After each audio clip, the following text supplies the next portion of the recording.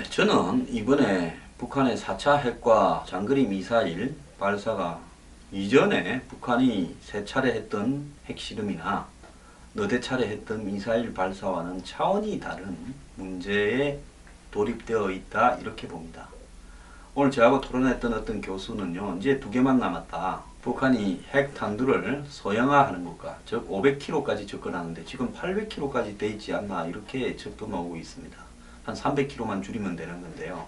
그거는 300km를 줄일 수도 있고 로켓 힘을 더 강화해서 실제로 한 800km를 싣고도 그 외기권으로 올라가서 인공위성 궤도까지 올라가는 그런 로켓, 강한 로켓을 만들어도 가능할 거라고 보고 있습니다.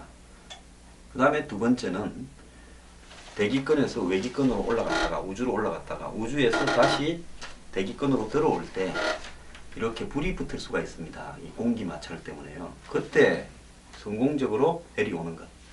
즉 장거리 미사일이라는 것은 ICBM 대륙간 탄도탄이지 않습니까? 즉 내부에서, 그러니까 대기권 밑에서 이렇게 날아가지고 미국까지 날아가는 것은 거의 불가능합니다. 공기 저항이나 이런 부분 때문에요. 그래서 대기권을 뚫고 우주로 올라가서 가던 힘에 의해서 계속 가다가 어느 시점에서 내려와서 목표물에 꽂히는 이런 방식인데요. 자, 이제 이 부분에서 북한은 머지않아서 완결된 핵미사일 구조를 가질 건데요. 지금까지 우리가 막연하게 이 문제에 대해서 안이하게 생각하면서 했던 부분은 시간이 오래 걸릴 것이다. 한 10년은 걸릴 거다. 근데 북한은 제가 볼 때 한 1년 안으로 지금 압축했다고 보고 있습니다.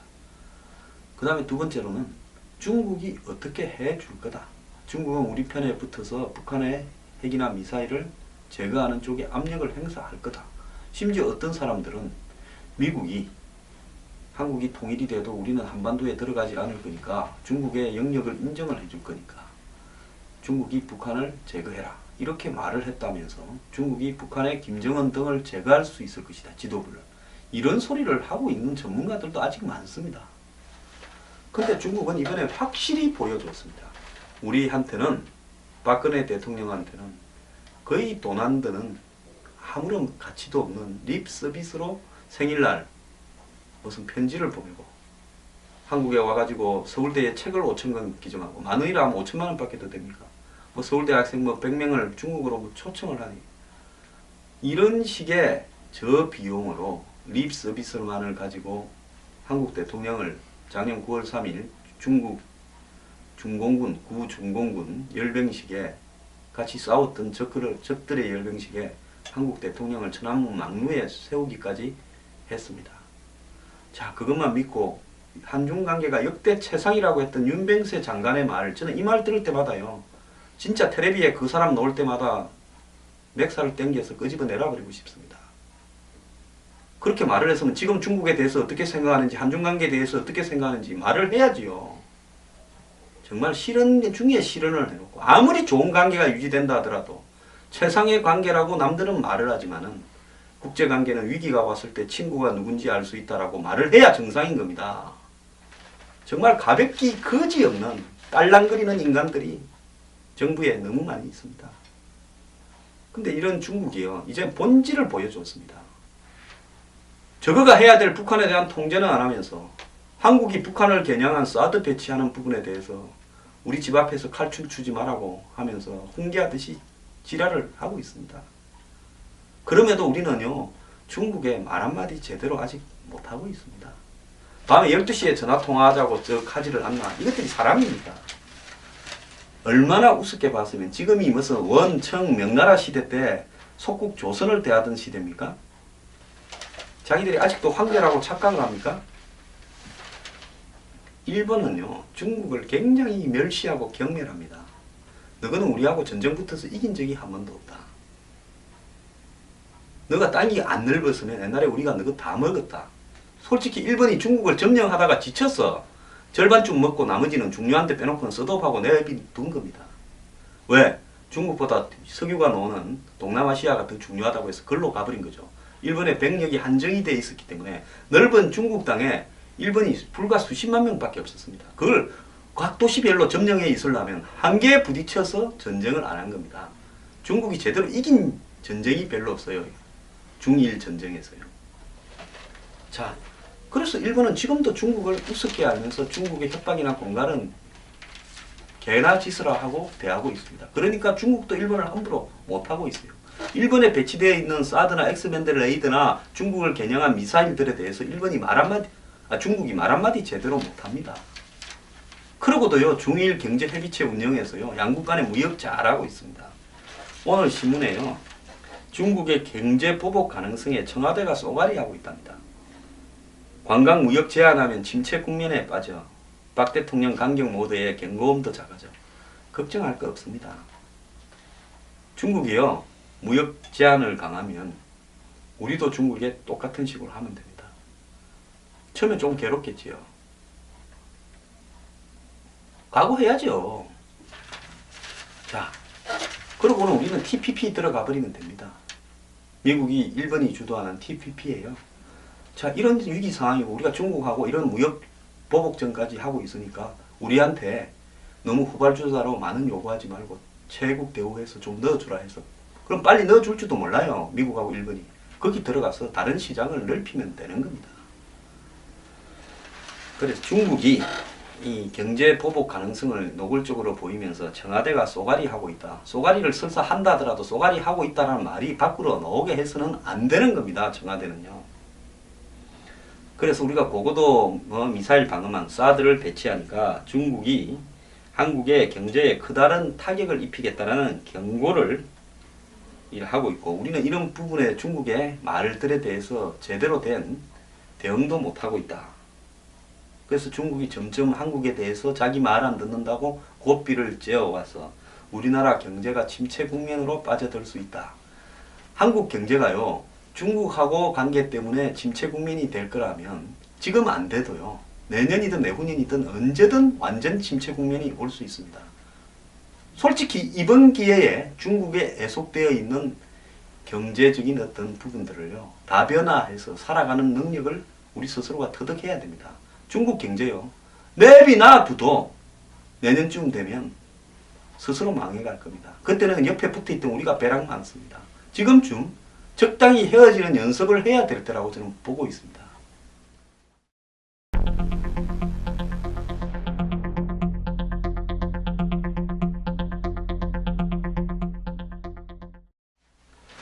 청와대의 한 핵심 관계자는 15일날 이야기했대요. 중국이 만약에 경제 보복을 강행한다면 우리나라 경제에 치명적일 수밖에 없다. 아직 구체적으로 나오고 있지 않지만 보복을 해오면 속수무책이다.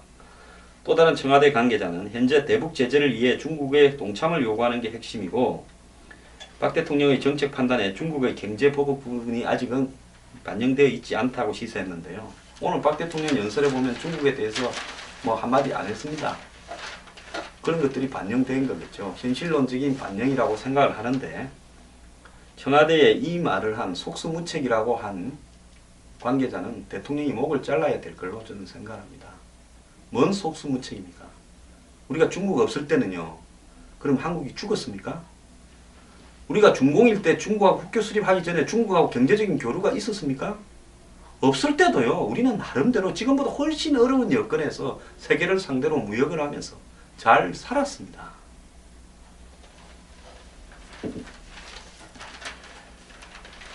자, 이 14일 중국 외교부는 왕이 외교부장이 로이터 통신과 인터뷰 내용을 공개하면서 미국의 한국 사드 배치에 대해서 이 중국이 불만을 가진 부분을 아주 자세하게 소개하고요, 중국이 한국에 경고한 것처럼 이야기를 했는데요. 중국의 그 황구시보라는 일종의 기관지는 한반도 사드 배치로 한중 간의 신뢰가 엄중한 손상을 입게 될 것이고, 한국은 그로 인해 발생하는 대가를 치를 준비가 되어야 될 거다. 공갈 협박도요, 이런 협박도 없습니다. 자, 이게 이제 경제 보복이라고 해석되고 있는데요. 정말 웃기는 놈들입니다. 경제는요, 서로 간에 이해가 맞아떨어져서 주고받고 했지 중국이 한국에 원조해 줬습니까? 그러면서 이제 이런 내용을 보도하는 언론은 이제 한국 경제가 얼마나 중국에 애속되었는가를 이야기합니다. 우리나라 경제는 중국에 사실상 애속되어 있다. 산업부에 따르면 대중국 수출 비중은 26.1%였다. 작년에. 수입 비중도 20.7%다.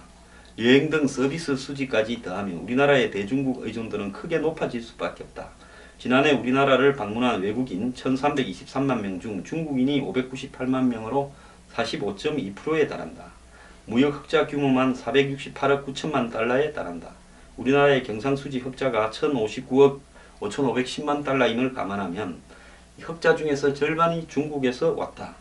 특히 여행이나 한류는 중국의 한국 상품 구매로 국내 내수에 상당히 영향을 끼칠 수 있다. 이렇게 이야기하면서 우리나라 신문이 스스로 중국의 경제 보복에 우리 전부 조심하자면서 꼬랑지를 내리라고 지금 이렇게 보도를 하고 있습니다. 자, 다양한 중국의 카드라는 제목하에 중국이 한국을 괴롭히기 위해서 쓸 수 있는 카드가 많다고 또 소개합니다. 이게 중국 신문입니까? 한국 신문입니까? 중국은 다양한 경제 보복 카드를 사용할 수 있다. 중국은 수차례 정치 외교적 문제로 경제 보복을 했다. 센카쿠 분쟁의 당사자국인 일본에는 희소 자원인 히트류 수출 중단 조치로 대응한 바 있고 2010년 중국의 반체제 인사 류 샤오복에 노벨 평화상을 준 노르웨이에는 연어 수입 중단으로 보복했다. 자, 노르웨이가 연어 수출을 중국에 안 해서 노르웨이가 망했습니까? 일본이 중국에서 히토리 못 사서 일본이 히토리 못 사서 뭐 망한 게 있습니까? 딴 데 가서 다 샀습니다. 딴 데 다 팔았고. 2000년 중국산 냉동마늘 관세율을 10배 올린 데 대해서 한국이 10배를 올렸습니다. 제가 그때 농림부에 있을 때니까 잘 압니다. 주요 수출품인 휴대전화와 폴리에틸렌 수입을 전면 중단하는 조치를 단행한 바 있다. 지난 1월 한국 업체의 불리한 행태로 전기버스 배터리 보조금 정책을 변경한 것도 제재의 예시로 보는 시각이다. 국내 관광가, 한류 차단은 눈에 보이는 제재로 인식될 수 있다. 특히 이 카드는 올해가 중국과 합의한 한국 방문의 해라는 점에서 더욱 상징적인 의미가 클 거라고 본다. 과거 SK2 화장품의 중국 중금속 논란이나 해외 드라마 방영 편수 제한 사례는 시사하는 바가 크다. 이외에도 한중 FTA를 피해 통관 절차를 까다롭게 한다거나 규제를 강화하는 등 비관세 장벽을 활용할 가능성도 있다. 자, 이러면서 대중 강경 모드에 경제가 미치는 악영향은 뒷전이 되어버렸다. 즉 박정권이 강경 드라이브로 가면서 경제를 등한시하고 있다. 이런 이야기를 하고 있습니다.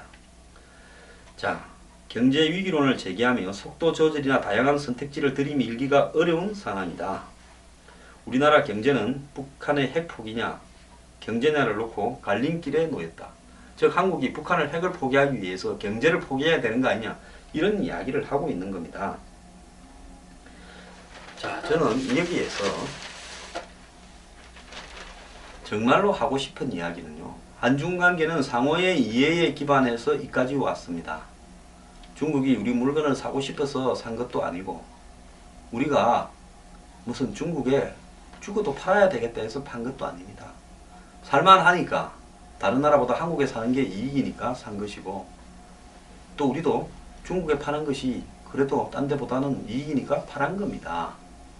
그런 부분에 있어서 경제 보복이니 제재가 있다면요. 우리가 WTO에 제소를 하고요. 시끄럽게 한번 맞붙으면 됩니다. 순간적으로 좀 어려운 측면이 올 수도 있겠지요. 중국 관광객이 뭐 몇백만 명 온다고 해가지고 한국 경제가 죽고 살고 안 합니다. 중국 관광객이 안 오면 일본 관광객이 대신해서 옵니다. 지금 일본 관광객이 그 많던 관광객이 거의 없지 않습니까? 자, 세상에는 죽으란 법은 없고요. 다양하게 살 수 있는 방법도 있고 무조건 중국이 한국에 대해서 사드 배치했다고 노골적으로 제재 못합니다. 국제기구는 그냥 있고 WTO는 그냥 있습니까? 해보라면 한번 해봐라 그러십시오. 중국은요. 지금 한국에 대해서 보이고 있는 태도가 과거에 조선이 명청을 대하던 시대, 고려가 원을 대하던 시대에서 아직도 못 깨어나고 있는 겁니다. 우리가 자기들하고의 역사적인 관계에서 비록 이 약소국으로서 살아남기 위해서 복속은 했을지 몰라도요. 그래도 분명히 중국의 수많은 소수민족 중에 하나 들어가지 않고 독립국으로서 지위를 지켜왔습니다. 그때도 버티고 중국하고 전쟁도 안 했습니까?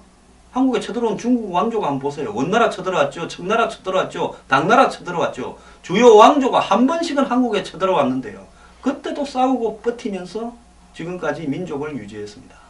근데 지금 역사상 최고 잘 사는 시기입니다. 대한민국 한민족이 언제 이만큼 살한 적이 있습니까? 근데 뭘 겁을 그렇게 냅니까? 공갈치지 말아 하세요. 원래요, 전쟁이 일어나면 내부에 있는 스파이들, 제5열이라는 사람들을 먼저 체포하거나 죽여버립니다. 지금 우리 이 한국 속에요, 이따위 보도를 하면서 중국한테 겁먹어라, 조심해라라고 하는 중국 앞잡이들이 너무 많이 있고 북한 앞잡이들이 너무 많이 있다는 겁니다. 우리는 내부에 그런 인간들부터 정리해야 됩니다.